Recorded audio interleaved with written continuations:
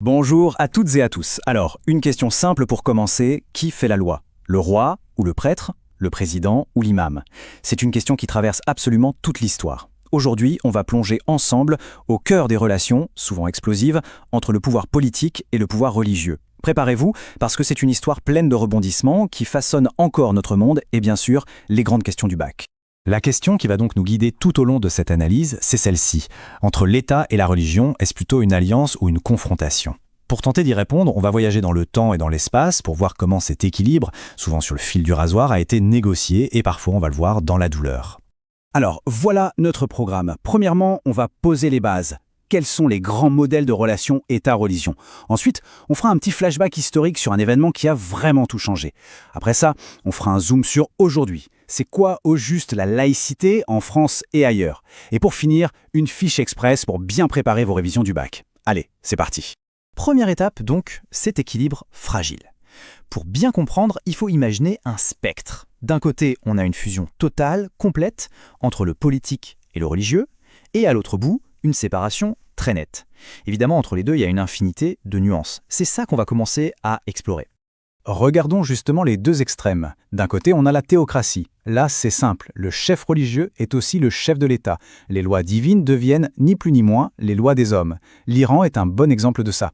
Et à l'opposé total, on a l'État laïque, comme la France. Ici, l'État se veut neutre, il ne se mêle pas de religion et il garantit à chacun le droit de croire ou, et c'est tout aussi important, de ne pas croire. On a là deux visions du monde qui sont radicalement différentes. Le mot-clé pour comprendre ce mouvement, c'est sécularisation. C'est tout simplement le processus par lequel la religion perd de son influence sur la société et sur l'État. Mais attention, point crucial pour le bac, ce n'est pas du tout une loi universelle. Si certains pays se sécularisent, d'autres, au contraire, connaissent un vrai retour en force du religieux. C'est donc beaucoup plus complexe qu'on pourrait le penser. Allez, faisons un grand saut dans le passé, direction l'an 800. Un événement va vraiment cristalliser toute cette tension, le couronnement de Charlemagne. C'est une véritable partie d'échecs politiques qui se joue entre un empereur et un pape. La question est simple, qui domine l'autre? C'est le début d'un bras de fer qui va durer des siècles. Une petite mise en contexte très rapide. L'Empire romain d'Occident s'est effondré. C'est un peu le chaos en Europe. Et là, un homme, Charlemagne, réussit à créer un immense royaume chrétien. Mais il lui manque quelque chose d'essentiel pour asseoir son pouvoir. Un titre prestigieux, celui d'empereur qui avait disparu depuis des siècles en Occident. Et c'est là, bien sûr, que le pape entre en scène. La cérémonie en elle-même est un chef-d'œuvre de communication politique. D'abord, le pape couronne Charlemagne. Ensuite, le peuple l'acclame. Et là, c'est le coup de théâtre. Le pape, le représentant de Dieu sur terre, s'agenouille devant l'empereur. La question devient alors explosive. Qui a le vrai pouvoir? Est-ce que c'est le pape qui donne la couronne ou l'empereur qui reçoit l'hommage du pape?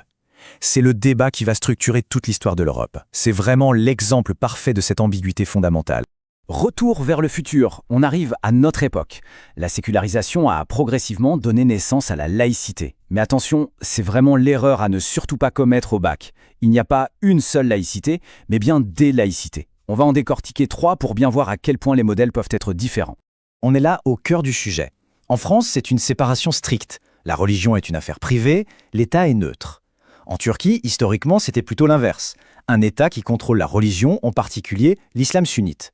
Et puis aux États-Unis, c'est encore un autre monde. Il y a bien un mur de séparation, mais la religion est absolument partout dans la vie publique. On a bien 3 pays, et 3 laïcités bien distinctes. La preuve qu'il n'existe pas de modèle unique. Pour bien saisir le modèle américain, il faut comprendre ce concept de religion civile. Ça peut paraître un peu étrange, mais c'est l'idée qu'il existe une sorte de religion de la nation avec ses propres textes sacrés, comme la Constitution, ses prophètes, comme les pères fondateurs, et ses rituels. Ça permet d'unir tout le monde, peu importe sa religion, autour de valeurs communes. Le « In God We Trust » qu'on voit sur les billets de banque, eh bien c'est l'exemple parfait de ça. Et cette religion civile, en fait, on la voit partout.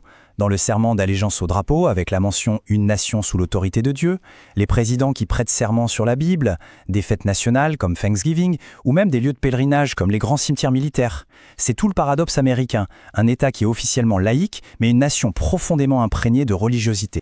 Bon, on a vu pas mal de choses, c'est le moment de synthétiser un peu tout ça. On passe en mode révision du bac, avec les points vraiment essentiels à retenir. C'est le moment de sortir les fiches. Alors, pour le bac, il faut avoir 3 notions sur le bout des doigts. Laïcité, sécularisation et théocratie. 2 dates à connaître par cœur. 800, Charlemagne, le début du grand duel pape-empereur. Et 1924, en Turquie, quand Atatürk abolit le califat et impose une laïcité autoritaire. Et enfin, l'erreur fatale à éviter, il n'y a pas une laïcité, mais des laïcités. Répétez-le comme un mantra. Alors au final, alliance ou confrontation? La réponse, comme on l'a vu, c'est un peu les deux à la fois. C'est comme une danse permanente entre la tentation de la fusion, où l'un finit par absorber l'autre, et la nécessité de la séparation, pour que chacun puisse vivre librement sa foi ou son absence de foi. Trouver cet équilibre, c'est le défi permanent de nos sociétés.